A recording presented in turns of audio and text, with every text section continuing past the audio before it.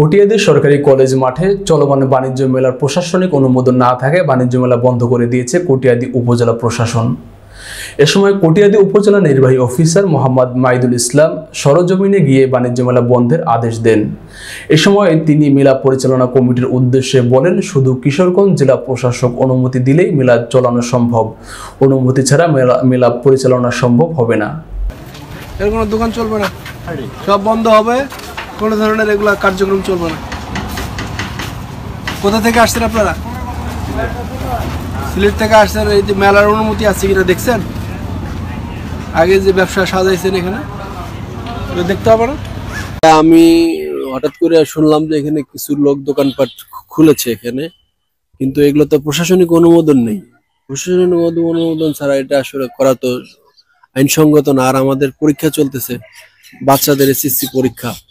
SSC পরীক্ষার কারণে এখানে তো এই কারণে আমরা এখানে মেলা চালানোর সুযোগ নেই এখন। আমরা বলেছি যারা এখানে মেলার আয়োজক নিয়ে এসেছে, এখানে চেম্বার অফ কমার্স সহ এখানে আমাদের যারা স্থানীয় যারা মেলা নিয়ে এসেছে তাদেরকে আমি বলেছি, এবং আমি নিজে সরজমিনে এসেছি। এখানে এসে মেলা চালাতে গেলে জেলা প্রশাসনের কাছে অনুমতি নিতে হয়। অনুমতি যদি তারা পায় সেক্ষেত্রে তারা চালাবে, কোনো সমস্যা নেই, কিন্তু অনুমতি ছাড়া কোনো ধরনের মেলা চালানো যাবে না। আর সামনে যেহেতু আমাদের এসএসসি পরীক্ষা, এই বিষয়টা আমাদের কনসার্নিং ইস্যু, এই কারণে আমরা এখন মেলা যাতে বন্ধ থাকে সে বিষয়ে আমরা ব্যবস্থা গ্রহণ করেছি।